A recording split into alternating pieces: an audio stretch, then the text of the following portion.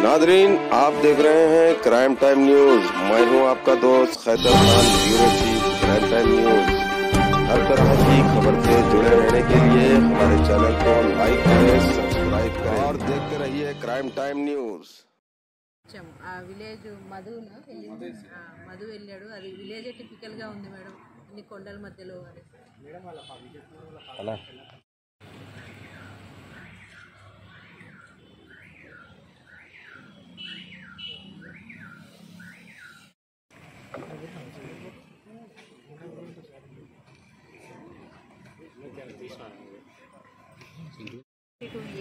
RTC colony Rampalli విలేజ్లో ఉంటారు. Own house.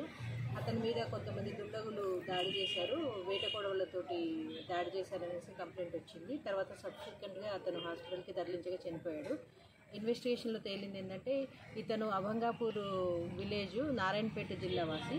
వీళ్ళకి పాత కక్షలు ఉన్నాయి. ఎవరైతే ఇప్పుడు ఈ ఆశప్పని హత్య చేశారో వాళ్ళకి, ఈ చంపిన వాళ్ళకి ఇద్దరికి కూడా 25 సంవత్సరాల నుంచి పాత కక్షలు ఉన్నాయి. 2019లో కూడా ఒకసారి ఆశప్పని చంపడానికి ఈ విజయ్ కుమార్, ఇప్పుడు ఎవరైతే ఈ నిందితులు ఉన్నారో 6 వీళ్ళు ట్రై చేశారు. అప్పుడు కూడా ఒక కేసు అయింది. అప్పుడు ఆశప్పకి చాలా తీవ్రంగా గాయపడ్డాడు, కాకపోతే ఇంజురీస్ తోటి బయటపడగలిగాడు.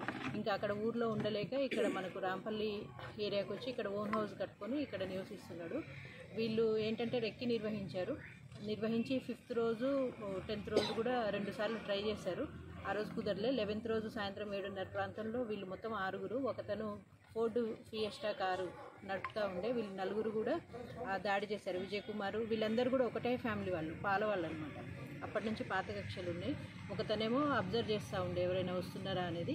సో ఆ రోజు దాడి చేసేసి ఇతన్ని చంపడం జరిగింది.